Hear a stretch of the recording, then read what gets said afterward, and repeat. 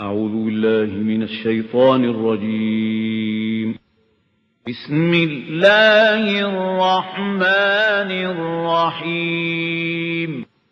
لقد أرسلنا رسلنا بالبينات وأنزلنا معهم الكتاب والميزان ليقوم الناس بالقسط. صدق الله العظيم.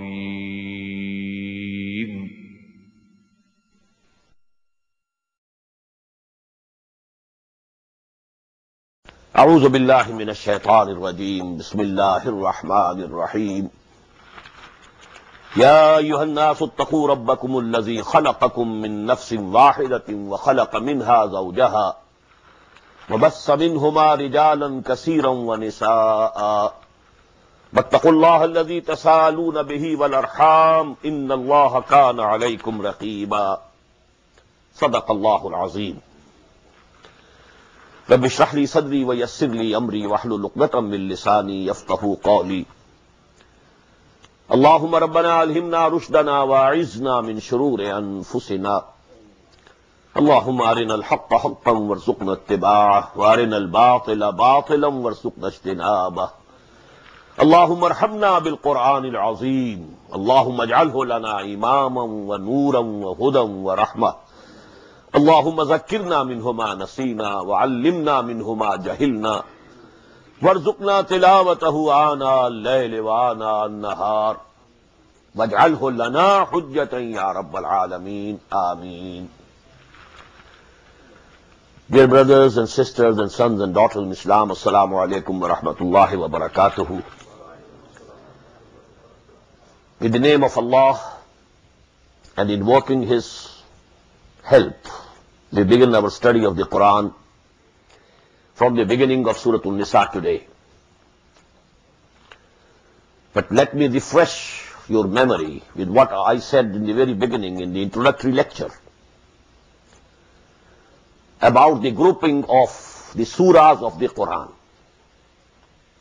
As you know, Quran consists of 114 surahs, and they are grouped in two ways. One mode of grouping is what we call ahzab or manazil. In the Indian subcontinent, we use the word manzil. In the Arabic world, the term is hizb. The plural of hizb is ahzab. These 7 ahzab, they are nearly equal in volume.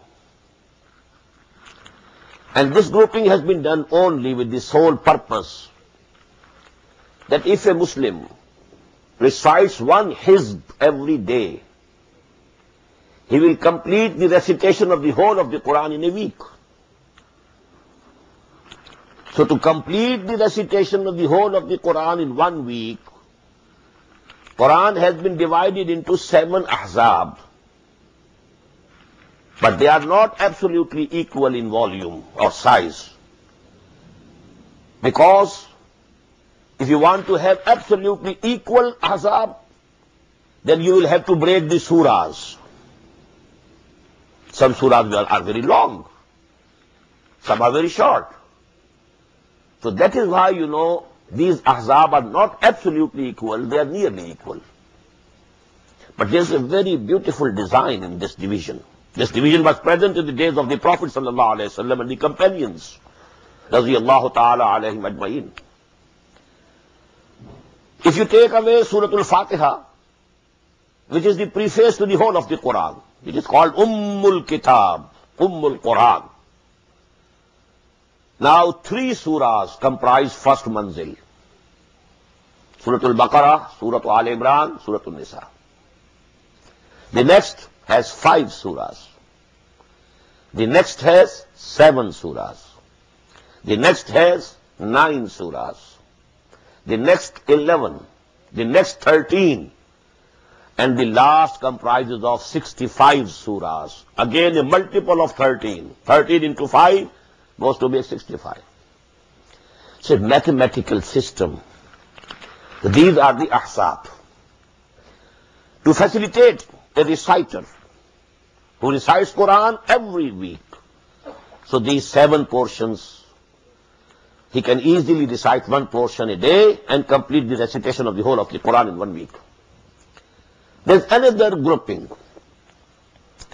And that grouping is based on the subject matter of the surahs.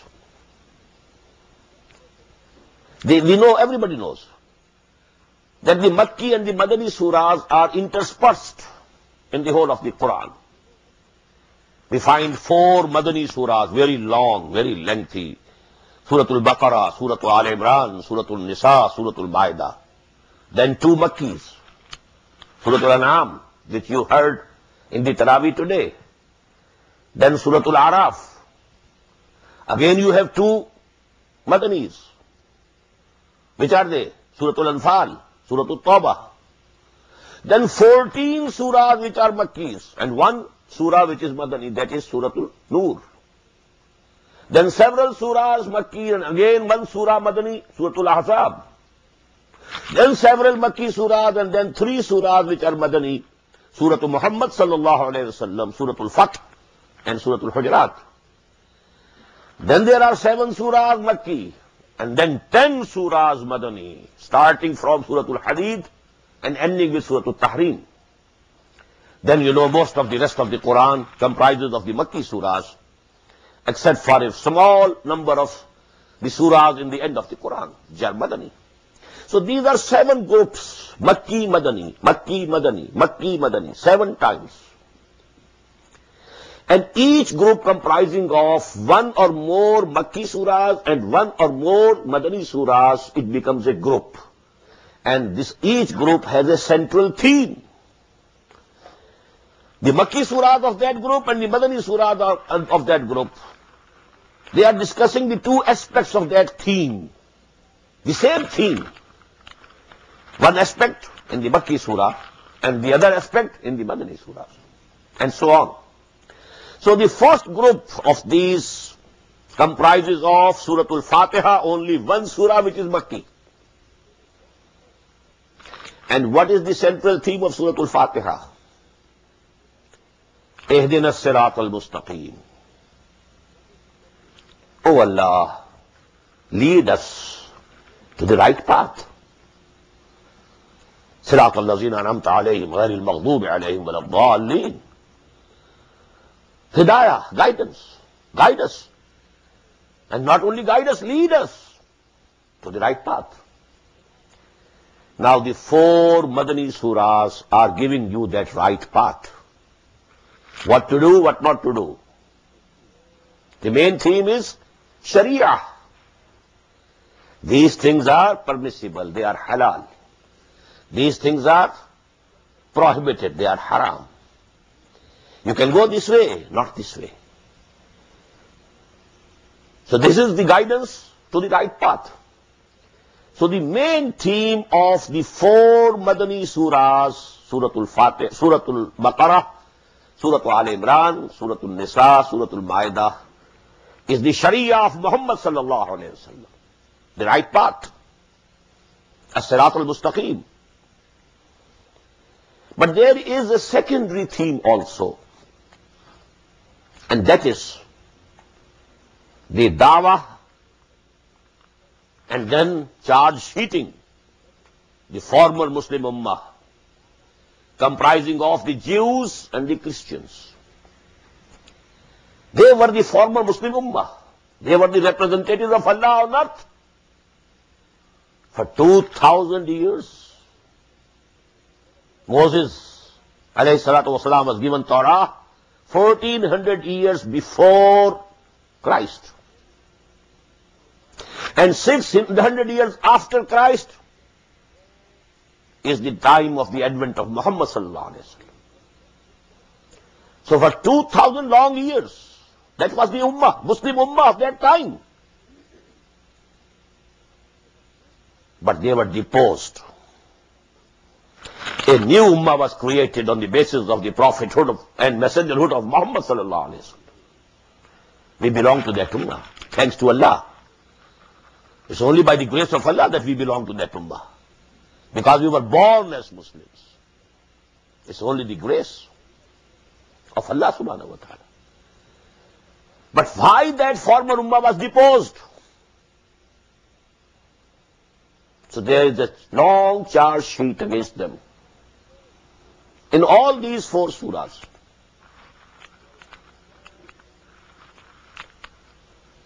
So, these 4 surahs now, as I told you, has 2 themes. Number 1, the Sharia of Muhammad sallallahu alaihi wasallam. And number 2, the dawah and the charge sheet. When they are deposed, are they doomed forever? No. The gate of the mercy of Allah is open for them also. They can also join this ummah. There is no bar. They can believe in Muhammad sallallahu alaihi wasallam. They can believe in Quran. The moment they do it, they become a part and parcel of this ummah. Asa rabbukum an yarhamakum wa in udtum udna. This is the ayah in Surah An-Nisa Ayah, which is the Makki surah. Your Lord is still ready to have mercy upon you. Don't think you are doomed forever. You have been deposed from that position due to your misdeeds. We have created a new ummah. But you can join the ummah. This ummah is not based on any race. So you can join it. You can be a part and parcel of this ummah. Inna hadha al-Qur'ana yahdi lillati hiya aqwam. There is this Quran which is guiding to that path which is the most straight path. So this dawah, come and join this ummah. Come and believe in Muhammad sallallahu alayhi wa sallam. Come and believe in this Quran. And the gates of the mercy of Allah are open for you. Allah is ready to embrace you in His mercy. Only if you have faith in Muhammad sallallahu alayhi wa sallam. And only if you have faith in Quran. Nothing more is required. The moment you say, Ashhadu an la ilaha illallah wa ashhadu anna Muhammadan Rasulullah, you are equal to any Muslim in the world. Not inferior to any Muslim.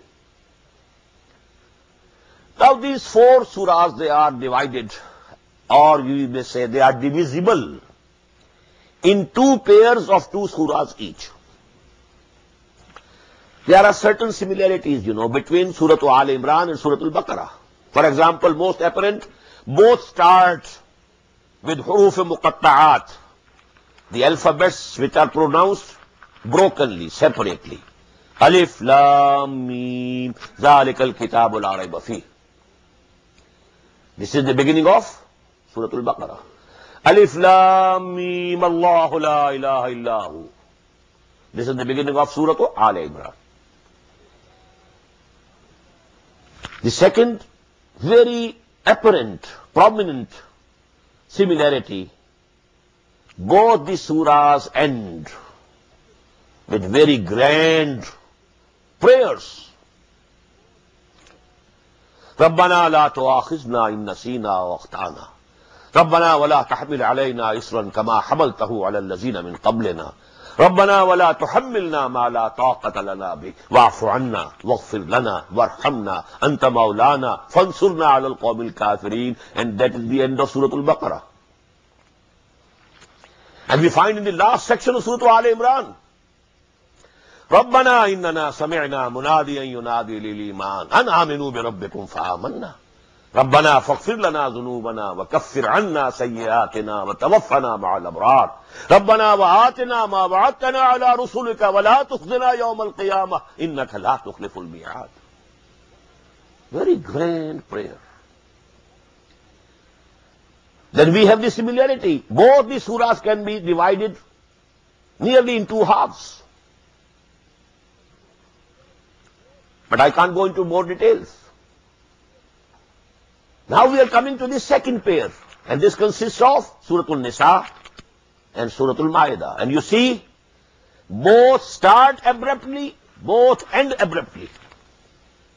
No huruf muqatta'at in the beginning of Surah An-Nisa. يا أيها الناس اتقوا ربكم الذي خلقكم من نفس واحدة وخلق منها زوجها وبث منهما رجالا كثيرا ونساء واتقوا الله الذي تساءلون به والأرحام إن الله كان عليكم رقيبا. No preface, no preamble, no huruf muqatta'at, no glorification of Allah, no tasbih, no tahmeed, nothing of the sort. Direct address starts from the very beginning. In the same way, Surah Al-Ma'idah, Ya ayyuhalladhina amanu awfu bil-uqud. Again, no huruf muqatta'at, no tasbih, no tahmeed, nothing of the sort. This is the similarity between these two. And we shall be noting the other similar points when we are going through the translation, inshallah. I don't want to spend more of time in this introduction.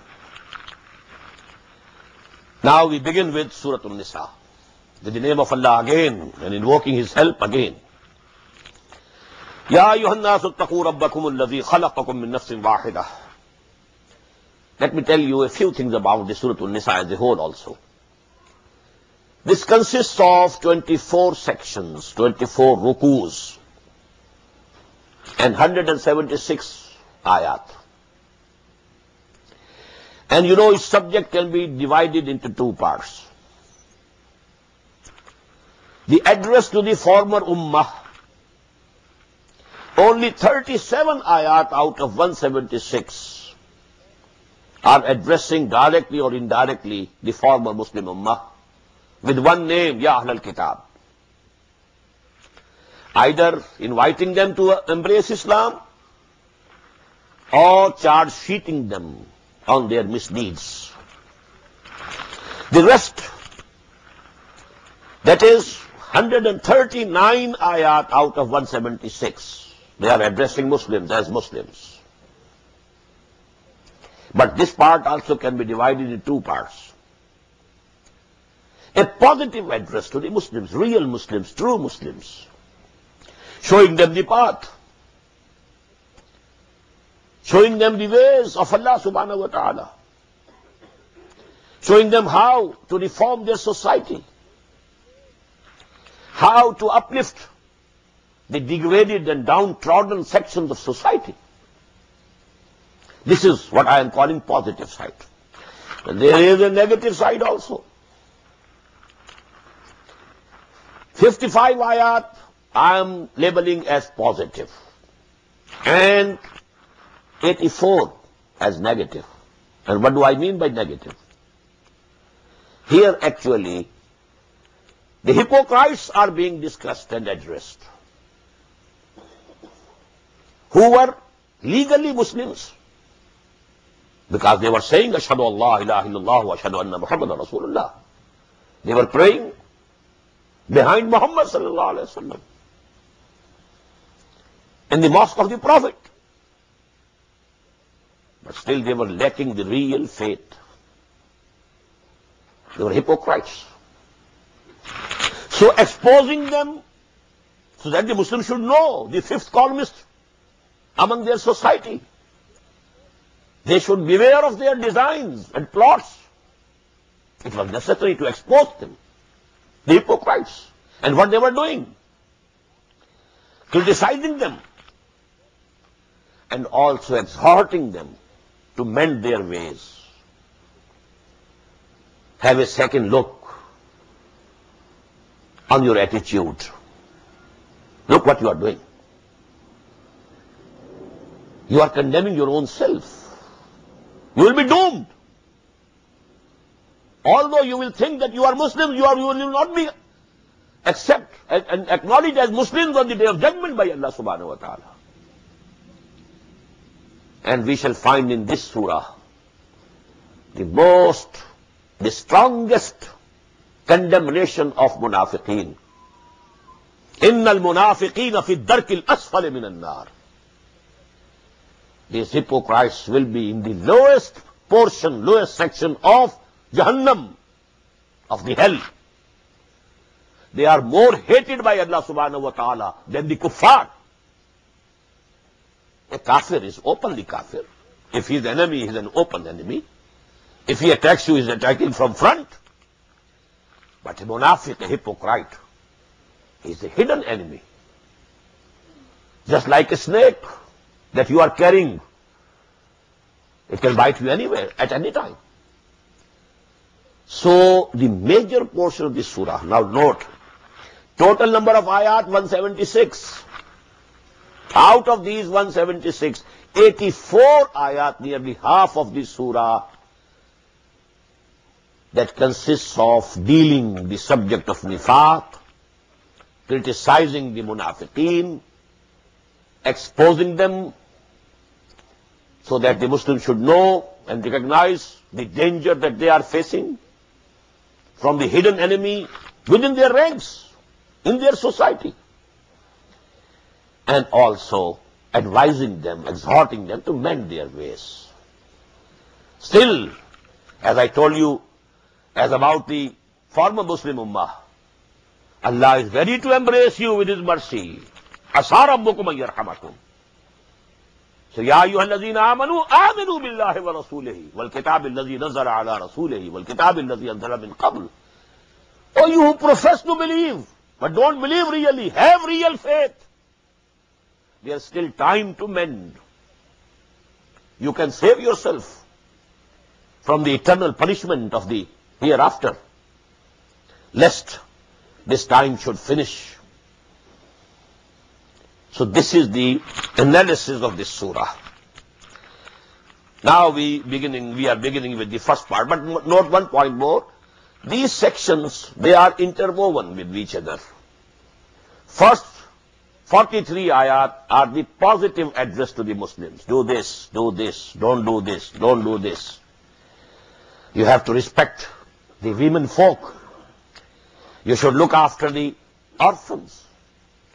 You should divide, whatever some deceased has left, the property, it must be divided according to the rules of the Sharia, and so on. The biggest chunk, to the address to the Muslims, it consists of positive ayat, positive commandments, the do's and the don'ts of the Sharia. And then, there is an address to the former Muslim Ummah, Ya Ahlul Kitab. Then there comes an address to the munafiqeen. But note one thing. Nowhere in the Quran the munafiqeen, the hypocrites, are addressed as Ya ayyuhal ladhina nafaqu, Ya ayyuhal munafiqun. Nowhere. Because they were also Muslims, legal Muslims. So they are also addressed, Ya ayyuhal ladhina amanu. Oh, you who profess to believe, but lack the real belief. But these things are in bracket, not in express words. Only you have to ponder over the subject of the ayat to decide whether the addressee of this ayat is the Muslim Ummah, the real mu'min, or the addressee of these ayat are the munafiqun. So that you have to know for yourself. Now starting from the first section. Ya ayyuhan nasu ttaqu rabbakum alladhi khalaqakum. O mankind, have taqwa of your Lord, your Master, your Rabb. Now to translate this word taqwa is very difficult, rather impossible. Most of the translators, they use the word fear Allah, fear God, fear your Rabb, fear your Lord. To say the least, it is not appropriate. For fear, the word in Quran is khawf. Everybody knows. What is taqwa? Waqa yaqi means to save someone from some harm. And ittaqa means to save yourself. To save yourself from what? You save yourself from moral decay. And save yourself from the displeasure of Allah subhanahu wa ta'ala. So that is the meaning of taqwa. Therefore, I'm glad that some of the modern translators, they are translating it in a different way. For example, have regard for Allah. Ya ayyuhan nasu ttaqu rabbakum. O mankind, have regard for your Lord. This is a better translation. O you who believe, Ya ayyuhalladhina amanu taqullaha haqqa tuqatihi. Remain mindful of your Lord. This is a better translation. Remain dutiful towards your Lord. Keep your moral sense alive. So at different places I'll be using different words, but not fear. You know, we have given the opportunity to the Christians. They blame Quran. That Quran invokes fear. Fear is not a positive sentiment. It's negative. They say Bible invokes love of Allah, love of God.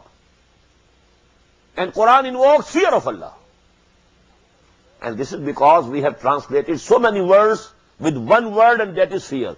Taqwa, fear. Khawf, fear. Khashiyya, fear. Inzar, to make somebody fear.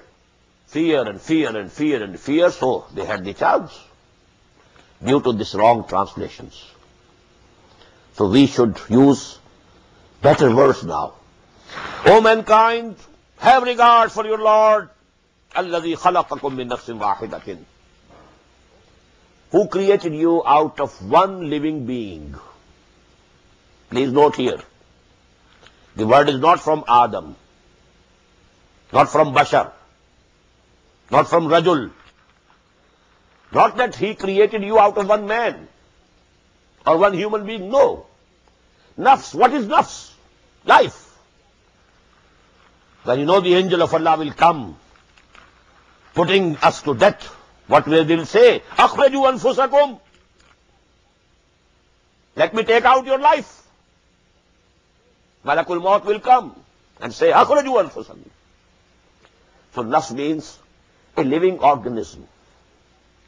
So Allah has created you all from one living organism, one living being. وَخَلَقَ مِنْهَا زَوْجَهَا. And He created out of that living being its mate. Now this translation comes very near the modern biological and zoological ideas. You know, in the beginning, when life started on this planet Earth, the primitive forms of life, unicellular organism, it had no sex. The procreation was by the division. One cell dividing into two, 2 into 4, 4 into 8, going on. That was the procreation. Later on, there appeared sex. And we find in the beginning both sexes in one organism. Then at a later stage of evolution, the sexes separated. Ya ayyuhan nasu attaqu rabbakum alladhi khalaqakum min nafsin wahidatin wa khalaqa minha zawjaha wa bassa minhuma rijalan kaseeran wa nisaa. Now when the sexes were separated, now there was Adam and Eve. And you know, the second ayah which discusses the same theme in the Quran is ayah number 13 of Surah Al-Hujurat. Ya ayyuhan nasu inna khalaqnakum min dhakarin wa unsa wa ja'alnakum shu'uban wa qabaila lita'arafu inna akramakum indallahi atqakum. Here dhakarin wa unsa, one male, one female, one man, one woman, Adam and Eve. But here it is khalaqakum min nafsin wahidatin wa khalaqa minha zawjaha wa bassa minhuma rijalan kaseeran wa nisaa. And from these two, from this pair, He spread so many men and women in this earth. 5 billion or 6 billion of them are today the progeny of Adam and Eve. Wattaqullah. Just note how important this taqwa is. In one ayah it is being emphasized again. Same ayah, the first ayah. Wattaqullah. Have regard for Allah. Remain mindful of your duties towards Allah. Keep Allah in your mind always. Never to forget. Wattaqullah allazi tasaaluna bihi. In whose name you ask each other. If some beggar is asking you for some alms, what does he say? Allah ke naam pe. In the name of Allah, please give me. In the name of Allah, please forgive me also if you want to have forgiveness from somebody. I'm sorry, please forgive me. In the name of Allah, I appeal to you. So if you have to appeal to each other and you ask each other any favors with the name of Allah, so you must keep Allah. Be yourself dutiful to Him. Be yourself obedient to Him. وَاتَّقُوا اللَّهَ الَّذِي تَسَأَلُونَ بِهِ وَالْأَرْحَامَ. And you must respect the relationship related to the wombs, the womb of the mother. Sons and daughters are coming from the same place. They have a relationship due to the womb of the mother, brothers and sisters. Now you rise up. The womb of the grandmother. Here the cousins, they join together. Both ascending. And you will reach the womb of Eve, alayhi salatu wassalam. And the whole of mankind comes within the folds of a universal brotherhood. This is the relationship of the womb. Because I told you, the reformation of this society, that is the main subject of these first 43 ayahs of this surah. And what's the basis of society? The basis of society, the unit of society is a family. I read, today there was a very big ad, full page ad, in New York Times, perhaps yesterday or day before, from the American Family Association, perhaps. Now they are very much fearful. This institution is breaking. It has decayed. Even the President of the United States of America said that very soon the majority of the American nation will consist of bastards, born out of any legal wedlock. One parent family. The family has gone to ruins. To reform this family, to make it a very strong institution. Because the wall is made of blocks or bricks. If each brick is strong, then the wall will be strong. So this society is composed of families. If each family is strong, disciplined, organized, then the whole society will be organized and disciplined. And this family, what joins them is the womb, wombs of the mothers. Wal arham, just note how much importance Quran is stressing on this kingship, this relationship due to wombs. وَاتَّقُوا اللَّهَ الَّذِي تَسَأَلُونَ بِهِ وَالْأَرْحَامَ. Here you have to use the word ittaqu again. وَاتَّقُوا الْأَرْحَامَ. وَالْأَرْحَامَ. It is maf'ul. وَاتَّقُوا اللَّهَ. Have regard for Allah. وَاتَّقُوا الْأَرْحَامَ. And have regard for this relationship based on the wombs of your mothers. إِنَّ اللَّهَ كَانَ عَلَيْكُمْ رَقِيبًا. Verily Allah subhanahu wa ta'ala is watchful over you. He is seeing you, watching you, what you are doing. وَآتُوا الْيَتَامَى أَمْوَالَهُمْ. The second downtrodden section of the society, orphans. Women and then orphans. The women have been exalted. The womb of the mother brought closer to Allah subhanahu wa ta'ala. وَاتَّقُوا الْأَرْحَامَ. وَاتَّقُوا اللَّهَ الَّذِي تَسَأَلُونَ بِهِ وَالْأَرْحَامَ. The position of the mother, the respect that you must show to her. Al-Jannatu tahta aqdamil ummahat. The Prophet said, paradise is under the feet of the mothers. Now the second section, downtrodden, oppressed. Atul yatama amwalahum. Hand over to the orphans their properties and belongings. If somebody has died, he has left orphans, they are still minor, they can't look after their affairs, the whole thing goes in the hands of the uncles. And now those uncles are not paying and giving over the property of the orphans to them. They are eating it up. So these are now deprived. وَآتُوا الْيَتَامَى أَمْوَالَهُمْ. You must hand over the property of the orphans to them. وَلَا تَتَبَدَّلُوا الْخَبِيثَ بِالطَّيِّبِ. Don't change anything which is bad of your possessions with something which is good in their possession. I will give these things to him. Well, the bad things I can change, I can place here. I will complete the number of this orphan. Your father had left 10 camels. Well, I have given you 10 camels, but not the good camels that the father had left, but the weak ones, the diseased ones. وَلَا تَتَبَدَّلُوا الْخَبِيثَ بِالطَّيِّبِ وَلَا تَأْكُلُوا أَمْوَالَهُمْ إِلَىٰ أَمْوَالِكُمْ. Don't try to eat up their property by mixing it with your own property.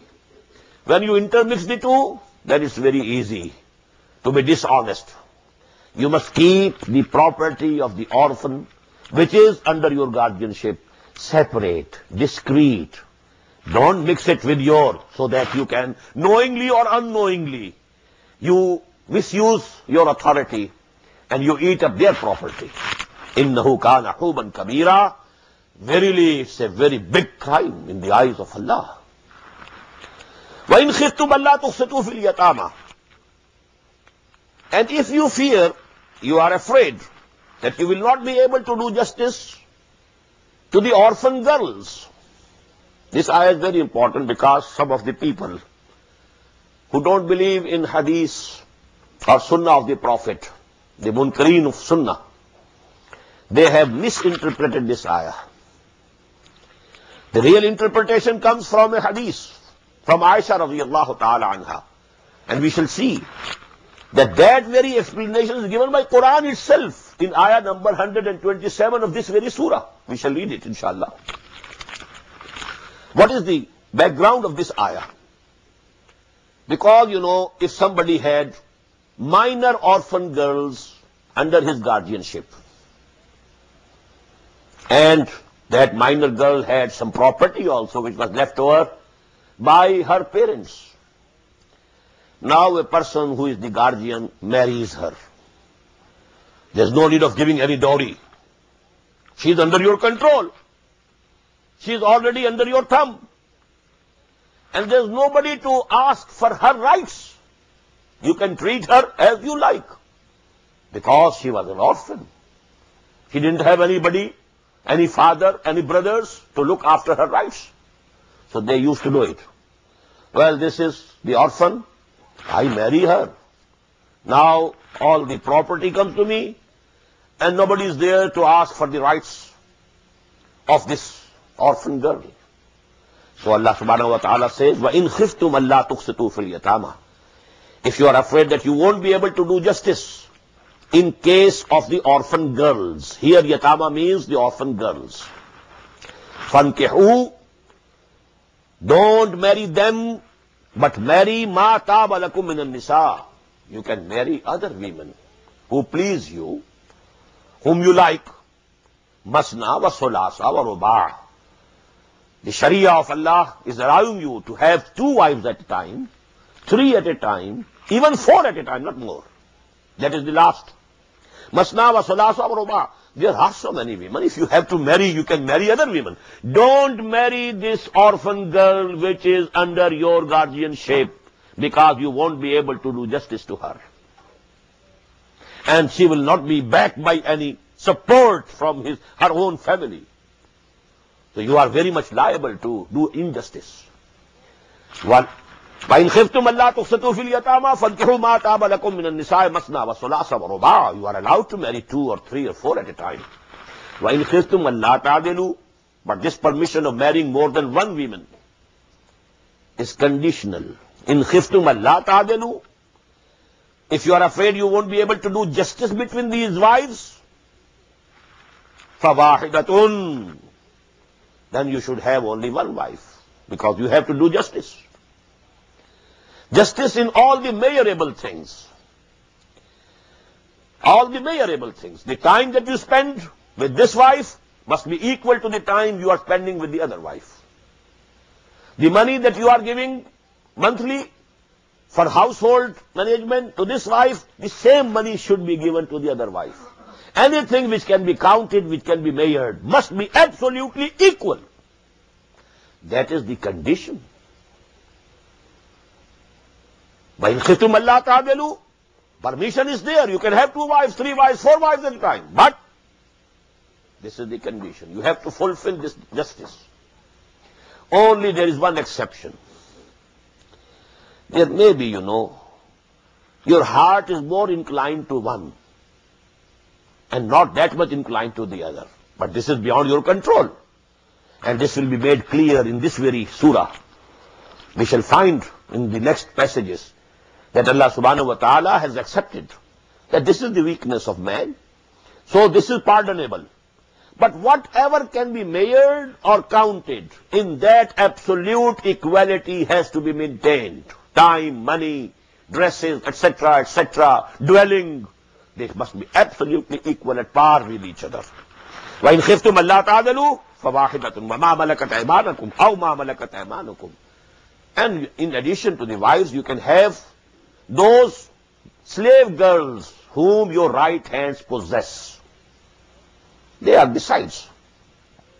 They are not counted in wives. Wives are separate. ذَلِكَ أَدْنَا أَلَّا تَعُولُوا. This is more likelier that you won't go astray and you won't deviate from the right path. So if you keep only one wife, you are saved from doing any injustice. You will not be responsible on the day of judgment for any injustice to any one of them. So it's better to have one. This is persuasion. It's safer to have one. But you are allowed. There can be circumstances that a person needs more than one wife. You can, but you have to do justice. Full justice to all your wives. And not beyond 4. وَآتُوا النِّسَاءَ صَدُقَاتِهِنَّ نِحْلَةً. Again. And give over to the women their dowry, their bridal money, mahar, which we call. Sadoqat. This is sadoqat. Singular is sadaq. Sadaq means the bridal money which a husband pays to the bride, which we call mahar. So you must pay the mahar, or the bridal money, or the dower, or the dowry, with pleasure. Nihla. Don't think it's some fine that you have to pay. It's not a fine, it's a present to your would-be wife. And sadaqah means alms or charity. And the plural is sadaqat. So please differentiate sadaqat and sadaqat. Sadaqat is from sadaqah. And sadaqat is from sidaq. And sidaq is the bridal money which is paid by the husband to the bride, to the wife, at the time of marriage. وَآتُوا النِّسَاءَ صَدُقَاتِهِنَّ نِحْلَةً فَإِنْ تِبْنَ لَكُمْ عَنْ شَيْءٍ. If they on their own concede some part of their dowry to you, well, you had promised me $10,000. Well, I give you 1,000 out of it. I am ready to accept 9,000. Okay. It's her authority. She can do it. فَكُلُوهُ هَنِيًّا مَرِيًّا. You can eat it, you can use it, consume it, and you can consume it with pleasure and doing no good to you, no bad to you. وَلَا تُؤْتُوا السُّفَهَاءَ أَمْوَالَكُمْ الَّتِي جَعَلَ اللَّهُ لَكُمْ قِيَامًا. And don't hand over your properties to the feeble-minded. Sufaha, foolish, feeble-minded, retarded mentally. There are people.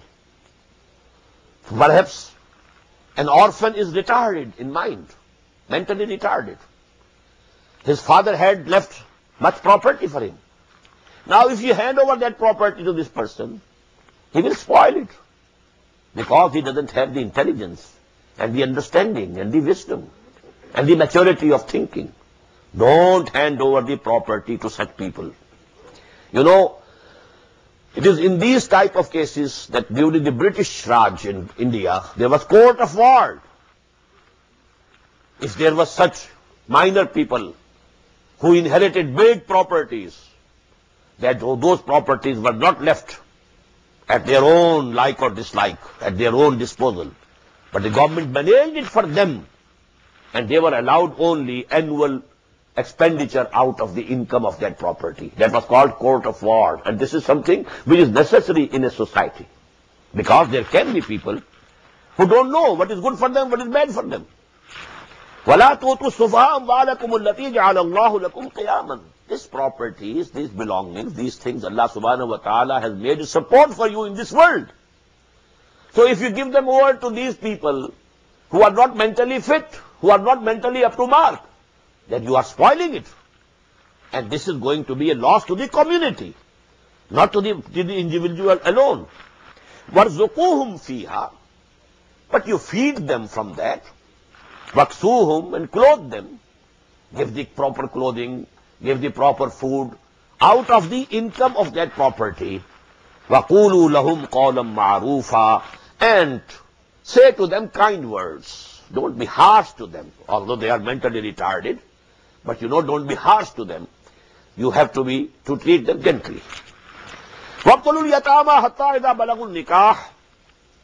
And keep on testing the orphans till such time that they come of age, they reach the age of marriage, they reach the age of puberty. Now they are not minors, they are adults. فَإِنْ آنَسْتُمْ مِنْهُمْ رُشْدًا. If you see that they are intelligent, they can very well understand what is good for them, what is bad for them, فَادْفَعُوا إِلَيْهِمْ أَمْوَالَهُمْ. Now hand over to them their property, which was in your custody. It was the property of the orphan. His father had left that property for him, but because he was a minor, you were the guardian, you were the custodian. But now when he has come of age, and now when he has reached the age of puberty, hand over their property to them. وَلَا تَأْكُلُوهَا إِسْرَافًا. Don't eat it up. Israfan, extravagantly. وَبِدَارًا أَن يَكْبَرُوا. And hastily, fearing that they may become majors, they become adults. وَمَنْ كَانَ. So that you are finishing it up before they become adults. Don't do it. These were the things that were being done over there. These were the social evils in that society. And now when, Muslims had a society of their own, a system of their own, a state of their own, so to say, now the society had to be reformed from all respects. You see how much detailed the Quran is giving these instructions. Don't do any injustice to any section of this society, especially the weaker section. Women are weak. So are the orphans. وَابْتَلُوا الْيَتَامَى حَتَّى إِذَا بَلَغُوا النِّكَاحَ فَإِنْ آنَسْتُمْ مِنْهُمْ رُشْدًا فَادْفَعُوا إِلَيْهِمْ أَمْوَالَهُمْ وَلَا تَأْكُلُوهَا إِسْرَافًا وَبِدَارًا أَن يَكْبَرُوا وَمَنْ كَانَ غَنِيًّا فَلْيَسْتَعْفِفْ. If a guardian of an orphan is himself rich and self-sufficient, he should abstain and he should not take anything out of the property of the orphan whom he is looking after. But وَمَنْ كَانَ فَقِيرًا. If some guardian is poor and he is devoting his time, he is looking after the property of the orphan, so he can take something on that account from the property of the orphan. وَمَنْ كَانَ فَقِيرًا فَلْيَأْكُلْ بِالْمَعْرُوفِ. But then they should do it in a good way. Not that they are drawing heavy sums and heavy salaries out of the property, but the thing which is correct, just and fair. فَإِذَا دَفَعْتُمْ إِلَيْهِمْ أَمْوَالَهُمْ. And when you have handed over to them their properties, فَأَشْهِدُوا عَلَيْهِمْ. Take witnesses, lest the orphan says, no, he didn't give it to me. The detailed instructions. These are real matters, real problems. How many disputes can arise? So have witnesses that this was the property left by his father. Today, I am handing it over. You be witnesses to it. Ashhadu alayhim. Wa kafa billahi hasiba. And Allah is sufficient to reckon.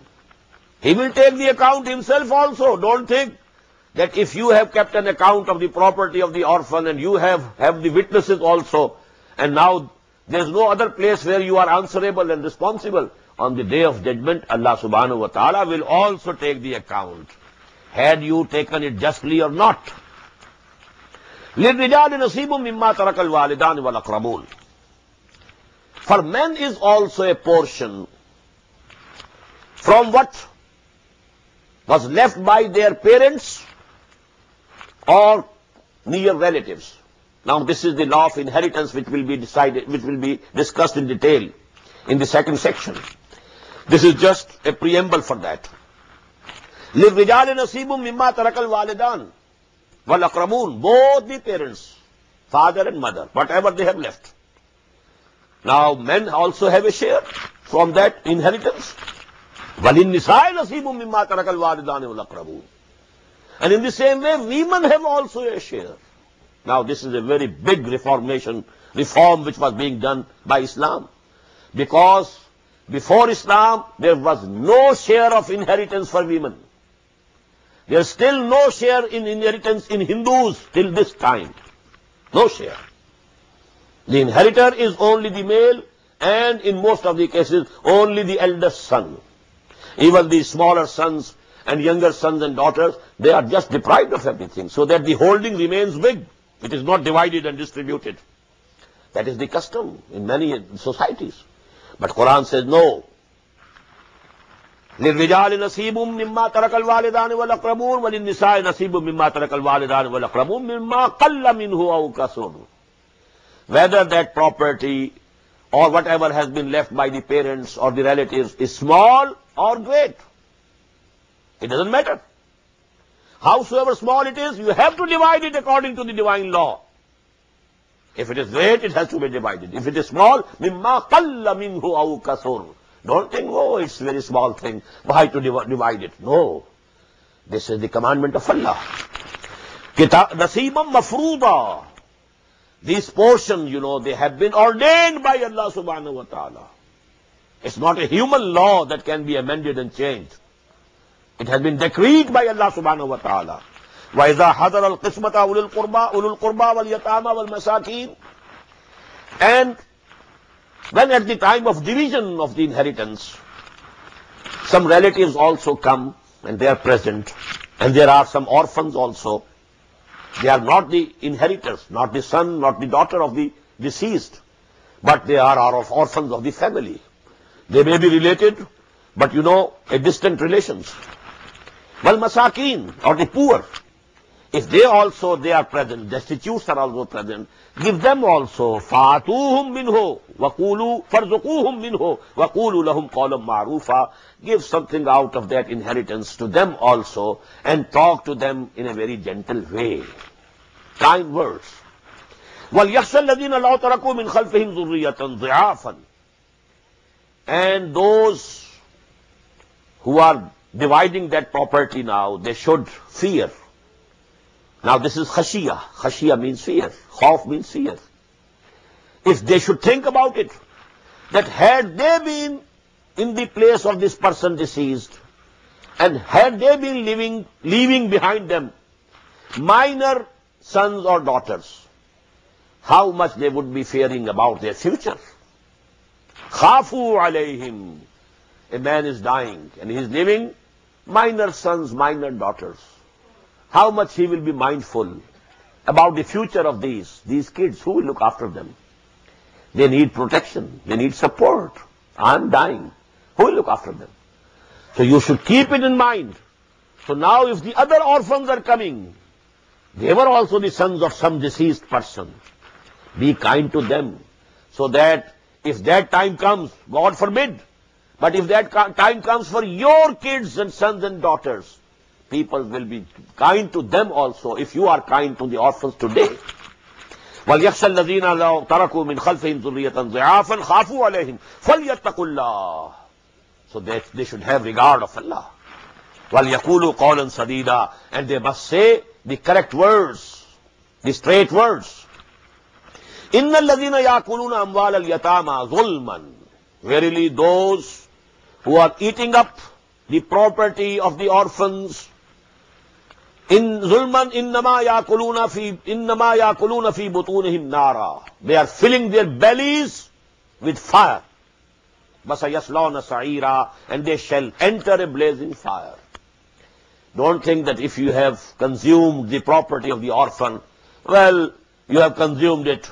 No, this is not the property of the orphan that you have consumed and put in your bellies. It's the fire of hell. It will appear on the day of judgment. That was actually, they were the living cinders of fire. Yusikumullahu fi awladikum. I think we should take 1.5 hours in this session, or maybe 2 hours, because we can't say 4 Taraweeh with only 10 ayat. So we have to say at least 4 Taraweeh. For that we must have some ayat, So let it be 2 hours. Yusikumullahu fi awladikum.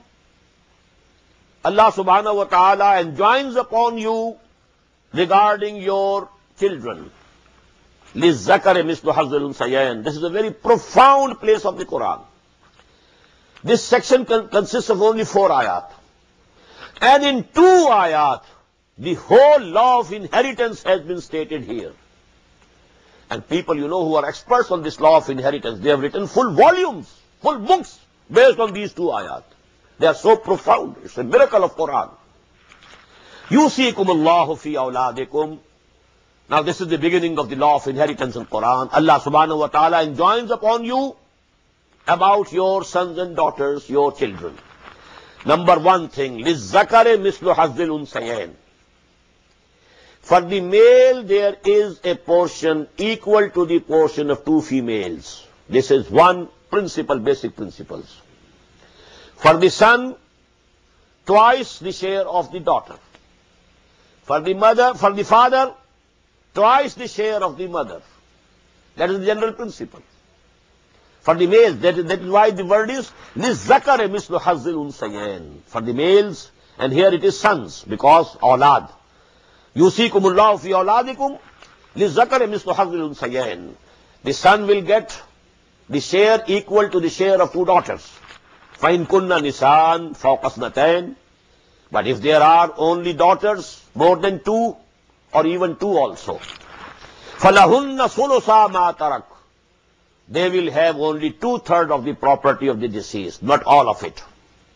The 1/3 will go to some other people, That is not discussed here, that is given by the hadith. فَإِن كَانَتْ وَاحِدَةً. And if it is only 1 daughter, the only daughter, no son, no other daughter, she will inherit فَلَهَا النِّصْفُ, half of the property, not the whole of the property. The rest half will go to some other people, to the brothers of the deceased, etc., etc. But if one daughter is the inheritor only, she will have only half. What does it mean? If there is only 1 son, then the whole property will be inherited by him. The son will, because لِلذَّكَرِ مِثْلُ حَظِّ الْأُنْثَيَيْنِ. Because for the male, the share is equal to the share of the 2 daughters, two females. So if there is only 1 son, he will inherit the whole property. If it is only 1 daughter, she will have only half. وَلِأَبَوَيْهِ لِكُلِّ وَاحِدٍ مِّنْهُمَا السُّدُسُ مِمَّا تَرَكَ إِنْ كَانَ لَهُ وَلَدٌ. Now you come to the, parents.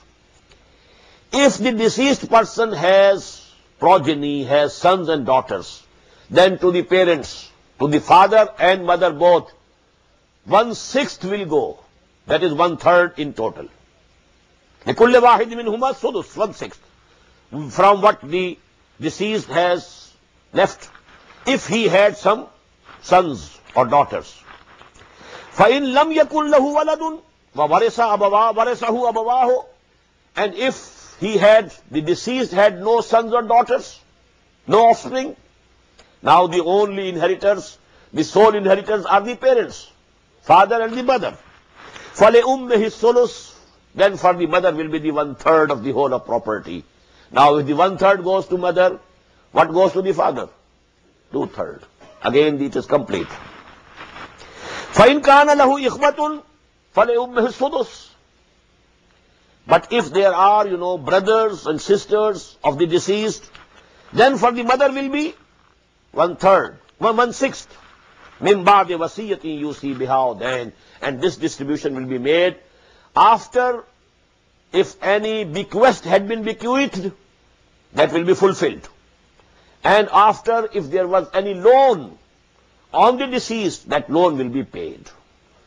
This division and distribution will be after two things. Min ba'di wasiyatin yusi biha, then, if there is some bequest, that has to be fulfilled.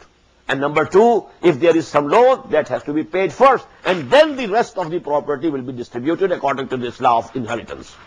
Abaukum wa abnaukum, your sons or your fathers, la tadruna ayyuhum aqrabu lakum naf'an. You don't know who is nearer to you in benefit, because this is Allah who knows what should go to the parents, what should go to the offsprings.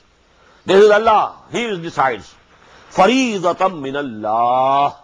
This is an injunction, this is an ordinance from Allah subhanahu wa ta'ala. Inna Allah kana aliman hakima, and verily Allah is all knowing, all wise. His wisdom is complete, His knowledge is complete, and He is giving you these instructions out of His total wisdom, out of His total knowledge. وَلَكُمْ نِصْفُ مَا تَرَكَ أَزْوَاجُكُمْ إِن لَّمْ يَكُن لَّهُنَّ وَلَدٌ.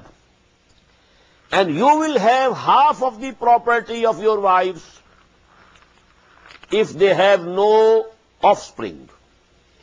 A woman dies without any offspring, no son, no daughter. Now the inheritor is this husband, but he will get half of the property. The rest of half will go to the brothers and sisters of that woman, that deceased woman. لَكُمْ نِصْفُ مَا تَرَكَ أَزْوَاجُكُمْ إِن لَّمْ يَكُن لَّهُنَّ وَلَدٌ. If the woman didn't have any offspring or children. فَإِن كَانَ لَهُنَّ وَلَدٌ. But if she had some offsprings, daughters or sons, فَلَكُمُ الرُّبُعُ مِمَّا تَرَكْنَا. Then you will inherit only 1/4 of what they have left. مِن بَعْدِ وَصِيَّةٍ يُوصِينَ بِهَا, or then, and again the same two conditions, after the bequest that she had bequeathed, and after the payment of the loan. وَلَهُنَّ الرُّبُعُ, now the opposite. وَلَهُنَّ الرُّبُعُ, and she will, and they will, and the women, the wives, they will inherit 1/4 مِمَّا تَرَكْتُمْ, of what you have left. إِن لَمْ يَكُنْ لَكُمْ وَلَدٌ. If you don't have any sons or daughters, then the wife will have 1/4. فَإِن كَانَ لَكُمْ وَلَدٌ. But if you have a daughter or a son, an offspring, فَلَهُنَّ الثُّمُنُ مِمَّا تَرَكْتُمْ, then they will inherit from your property inheritance only 1/8. Again the same principle, male and female. Rub and sumun, 1/4, 1/8. مِمَّا تَرَكْتُمْ مِن بَعْدِ وَصِيَّةٍ تُوصُونَ بِهَا, or then the same two conditions, after the bequest had been bequeathed and after the loan has been paid. وَإِن كَانَ رَجُلٌ يُورَثُ كَلَالَةً. Now there is another condition. A person who has left property and he has died, and he is kalala. What is kalala? He has no inheritor, not even in the sons or daughters, nor in the parents. We call it usul and furu'. Asl is the root. The root of the person are the parents, from where he has come. This is asl, usul. Furu', branches. Branches are the sons and the daughters. So primary inheritors are the usul, that is the parents, and the furu', and that is the offspring, sons and daughters. This is the primary inheritance. Then secondarily, wife and husband and wife. So they are the first circle of inheritance. Now if a person, whether he is a woman or a man, he or she has died, she had no, or he had no sons or daughters, nor the parents were alive. Now such a woman or a man is called kalala. وَإِن كَانَ رَجُلٌ يُورَثُ كَلَالَةً أَوْ إِمْرَأَةٌ. In this both the cases, whether he is a male or a female, she is a female. If they don't have any sons or daughters or parents alive, وَلَهُ أَخٌ وَأُخْتٌ, but they have that kalala, that man or woman, they have either one brother or one sister. فَلِكُلِّ وَاحِدٍ مِّنْهُمَ السُّدُسُ. And now this will be very clear in the last ayah of this surah, ayah number 176, that here the sisters and brothers are those from mother side only. We say that he is my real brother. What do you mean? That Father is the same, mother is the same. But if father or mother is different, only the common is one, either the father is common or the mother is common, we call them step brothers, sotele bhai behan. In Arabic, according to Islamic law, there are three types. Aini, allati, akhlafi. Any brothers and sisters are those who have common brother, common father, common mother. Number two, father is common, but the mothers are different. They are called allati. Mother is the same, fathers are different, then they are called akhlafi. So this is the case of the akhlafi. According to the Sharia, if the father is common, it is irrelevant whether the mother is common or not. They are real brothers, real sisters. Mothers may be different, because it is the male, the father, who is the decisive factor. So they are called reals. Akhyafi, for the akhyafi, where only the mother is common, fathers are different. This is the case of the akhyafi. If a woman or man dies without having any parents alive or any sons or daughters, and they have only akhyafi, only those type of step brothers or sisters who are only from the mother side, then for each one of them is only 1/6 of the inheritance. فَإِنْ كَانُوا أَكْثَرَ مِنْ ذَلِكَ فَهُمْ شُرَكَاء. If there are so many brothers and sisters, then the property will be divided among them. This 1/6 will be divided in sulus. 1/3 will be divided between them equally. مِنْ بَعْدِ وَصِيَّةٍ يُوصَى بِهَا أَوْ دَيْنٍ. And this will also happen after that wasiyah, that bequest has been completed, fulfilled, or the loan has been given. غَيْرَ مُضَارٍ, without harming anyone. What can be the conditions of harming? For example, somebody has made a bequest for his own son. He had crossed the limits of the Sharia. For those whose share in inheritance is fixed by Allah subhanahu wa ta'ala, you can't give any wasiyah for them. La wasiyat ale warisin. So if somebody has done something wrong, well, that must be rectified. The divine law will be supreme. The portions of the inheritors have been fixed by Allah subhanahu wa ta'ala. The son will get his own share according to the Sharia. The daughter will get her own share according to the Sharia. You can't make any wasiyah, any bequest in favor of the son or the daughter, or the father or the mother. This bequest can be for others, for some charity works, for some other distant relations, for some orphans, and so on. But if the wasiyah is for the waris, then it is not obligatory, but rather it is false. غَيْرَ مُضَارٍ وَصِيَّةً مِّنَ اللَّهِ. And this is injunction from Allah subhanahu wa ta'ala. How many times you see this is being repeated? So that you must be mindful that you can't make any changes, any amendments. This is the ordinance from Allah subhanahu wa ta'ala. Wallahu alimul hakim. And Allah is alim, all-knowing, hakim, all-wise. Tilka hududullah. And these are the limits placed by Allah subhanahu wa ta'ala. Alimul halim, He is the knower and forbearing. He is forbearing. He doesn't punish you immediately. He gives you time to amend your ways. He is halim. So this is his hilm. Wallahu alimul halim. Tilka hududullah. These are the limits placed by Allah subhanahu wa ta'ala. Again the emphasis. And how lightly we take this matter. What percentage of Muslims are serious about these matters? There were Muslims in India, and there must be today even in Bharat and Pakistan both, and Bangladesh. They used to stand up in the British courts and say, we don't accept the law of inheritance of Islam. We want the law of the inheritance of our rivaj. What is there, in our society? We want a decision according to rivaj, or we want a decision according to the British law. We are not ready to accept Islamic law. And they were Muslims.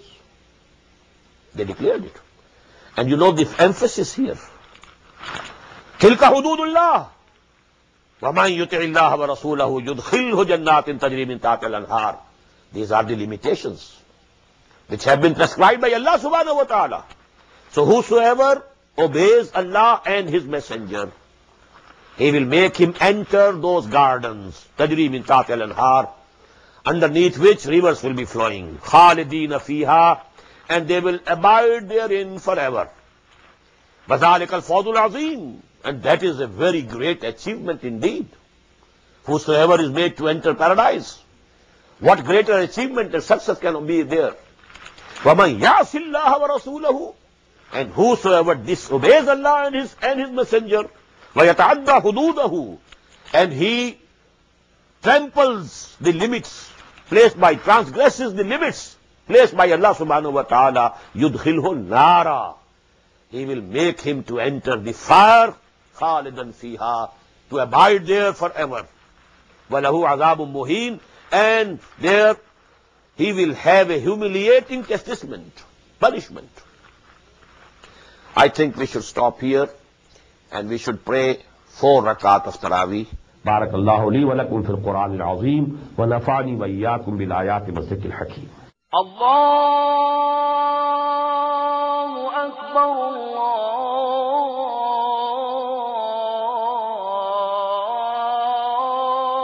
الله أكبر.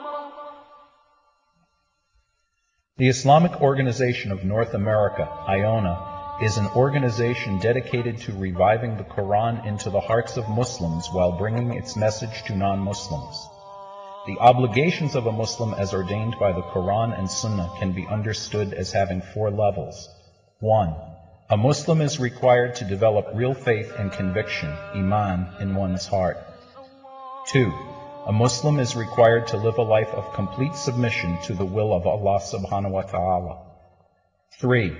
A Muslim is required to propagate and disseminate the message of Islam to humanity as a whole. 4.